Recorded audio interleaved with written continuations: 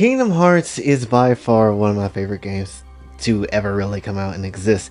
And if I'm being perfectly honest, I don't think there's really any game to kind of touch that series to take its number one spot away. Persona 5 tried it, really damn good of a game, but still, it could never really take over what, you know, Kingdom Hearts is. Especially Kingdom Hearts 2, obviously a lot of people's favorite game in the series. But when it comes down to things, I don't really talk a lot about Kingdom Hearts.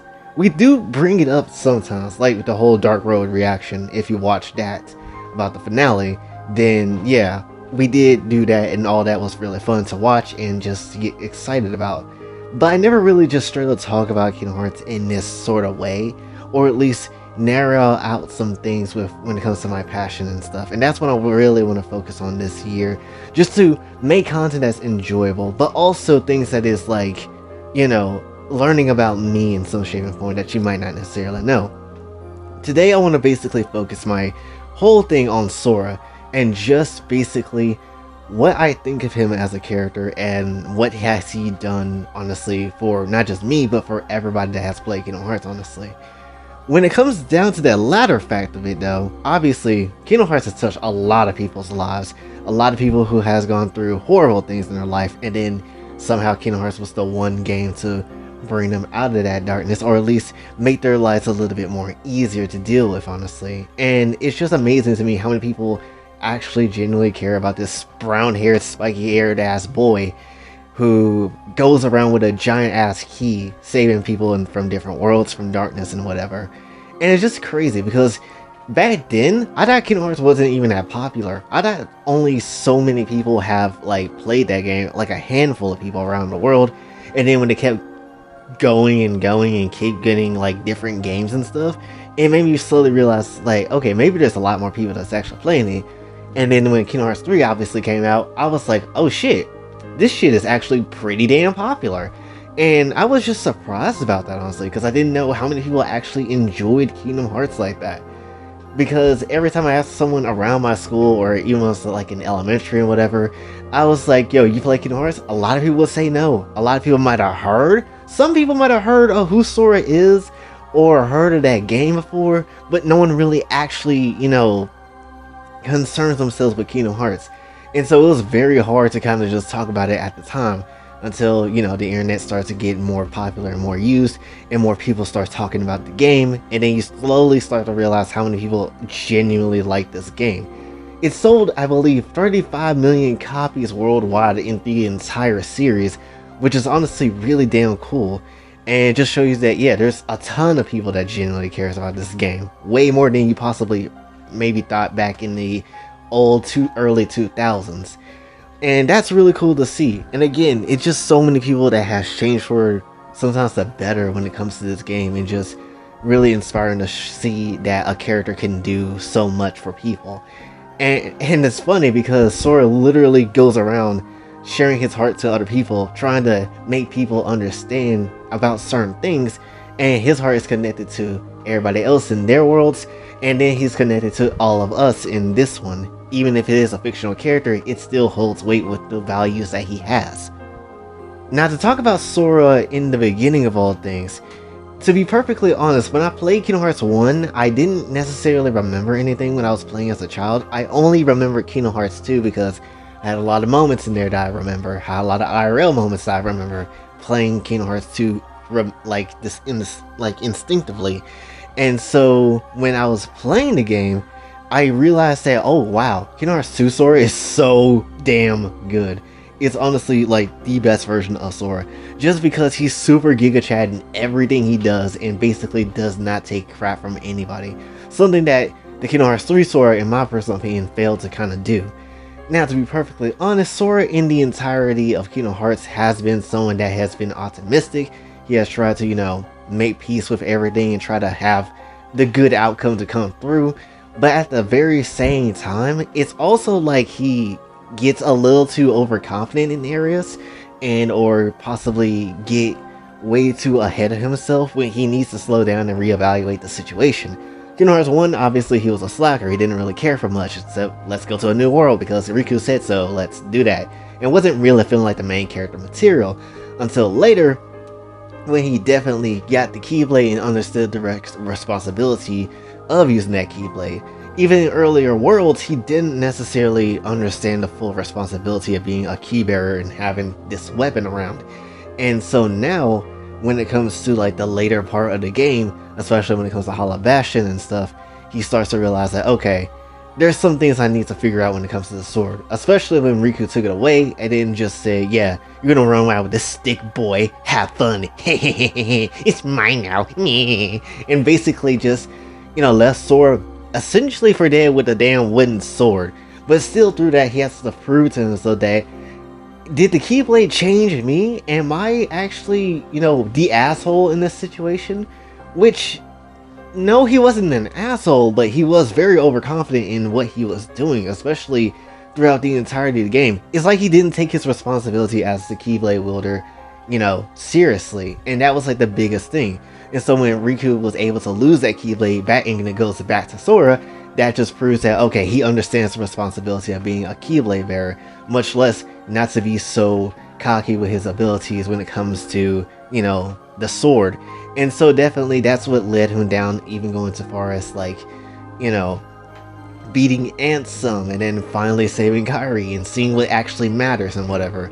And so even when it comes to rechain of memories, even though he lost all his memories damn near and pretty much, wasn't necessarily in the best way, he still somehow retained himself. And that was a big thing that was, something that Sora always needed, just to make sure that, even if you go through the hardest things, you gotta remember what's important to yourself and who you are as a person as well. As you've seen with a lot of the organization members, a lot of them tried to take advantage of what Sora had lost with his memories, possibly trying to change him because he can't remember anything. But as long as you still can use logic to your ability when it comes to who you are as a person and who you are just in yourself, that should just be the thing that's enough to keep you going, honestly. Kingdom Hearts 2 Sora is also when he really started to really shine though. He wasn't necessarily scared of anything. He's been through a lot of these games before when it comes to the organization, back when Castle Oblivion was a thing, and he just absolutely wanted to dominate. But there is also a part of it where it's like, yeah, it's cool, but also he's still overconfident. Or at least he feels a little bit way too confident in his ability, even though he's not necessarily, good in all this. The reason why I say that is because when he fought the organization, or at least met them the first time, he was like, yeah, we're gonna sell this shit and be all about that life. But at the same time, you don't know what these people can do. Sure, they might be the same people under the cloak, but how do you know that? You don't necessarily know if they're gonna be the same people or not. And when he ended up defeating DMX for the first time, man was like, yeah, I'm ready to whoop everybody's ass in the organization. Anybody else want to show up next so I can whoop your ass or shut this Keyblade so far you ain't gonna ever see sunlight again? And I was just like, thinking about it, I'm like, yeah, Sora has gotten really overconfident. And then it took literally Goofy getting his ass knocked out, almost dying, to basically kind of bring Sora back down to earth. It's like when Sora obviously gets overconfident in his abilities or gets a little too optimistic to the point it's naive. It's like something in the world starts to try to mess with Sora to make sure that he's not necessarily falling off the path as he potentially could. And that's kind of like the major thing every time when it happens, honestly.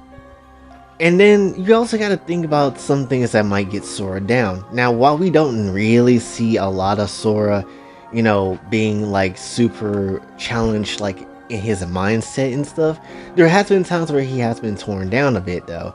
Like the time where he was told that using the Keyblade would just help the organization. By slicing out these heartless, the hearts would get released to get brought to Kingdom Hearts, and that's how things were. That's how basically things was gonna go in KH2. And there was a point where Sora just started questioning himself, like, maybe all we done, maybe that's pretty much all for nothing. Like, how am I supposed to do my damn job and save everybody if I can't even use the damn weapon I was given? So that was basically how he was at the time, and that tore him down quite a bit. And it makes you think, and just like, yeah, this is just like Sora just honestly being human in a way. He's not necessarily, I wouldn't say he's always optimistic, but it's always like he wants to see the good in everything, because it's like the ultimate outcome, or it should be like the ultimate outcome, when realistically that's not really ever the case. It's not necessarily a guarantee. It's why Kingdom Hearts 3 Remon ended the way it did. Just because it's in the lights doesn't necessarily mean everything is going to be alright. Honestly, it's the reason why I kind of like Ventus's character and Vanitas as well. These two has been through some nonsense for a very long time. Back in the old days of the mobile game of Union Cross, and it just has been just going on for many years. Ventus might be naive and foolish at times, but he never really forgotten the responsibility of what he is currently doing as a Keyblade warrior. It's not like he's, you know, being like the super over the top slacker person like Sora was, or try to not necessarily be so blinded by, you know, his confidence and things. Is I feel like it's kind of like it's the opposite, if I'm being honest. Like, yes, Ventus might not necessarily know a lot of things, and sure, he has to be challenged at times, and even with Union Cross he might not remember things, but still he's still going to be responsible in his ways that he can be, because he knows it's not just himself that he has to fight for, but it's literally for Aqua and Terra and everybody else around him. Kingdom Hearts 3 was a very good example of this, considering the fact that Sora in this game, it feels like he just regressed and didn't necessarily took steps backwards in his character versus going forwards. And understandable, because Dream Drop distance did happen between Cage 2 and Cage 3, and you gotta remember, Sora almost lost in that game. Man's literally almost became a vessel of Xehanort and almost ended up getting yeeted, but if it wasn't for Riku and everybody saving his ass, he honestly wouldn't be here right now.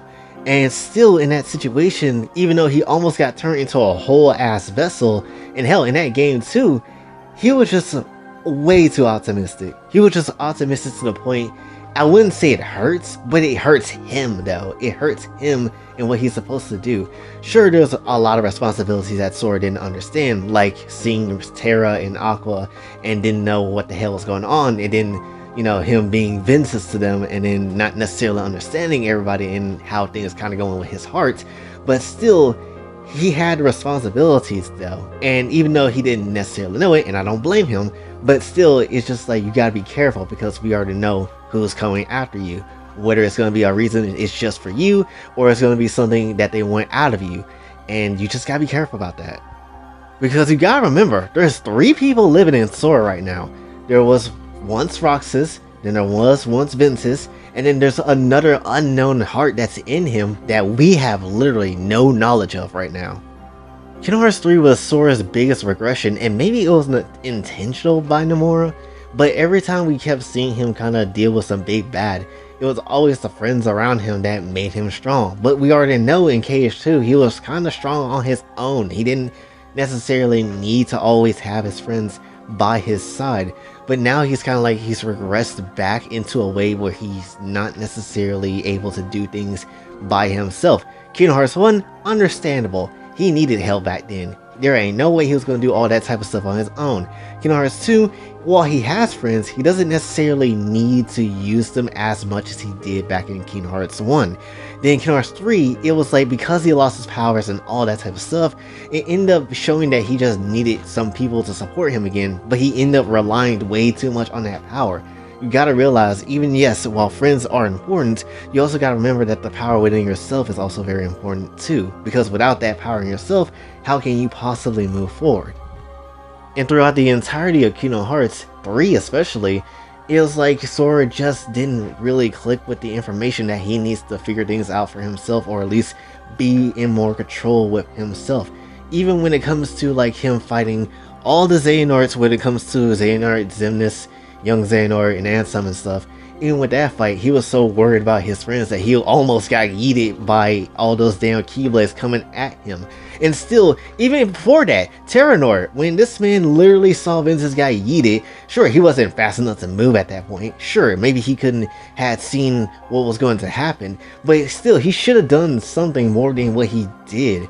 And it took literally him going back to the past, changing the events, just to figure something out, just to make sure things go the way it should have gone. Now back to Ventus and Vanitas real quick. One good thing about Ventus is that he can fight on his own, or at least solve some problems on his own if need be. The beautiful thing about their relationship between Ventus and Vanitas is that Ventus is just straight up, his self. He can go to the dark side, but he also can be on that light side.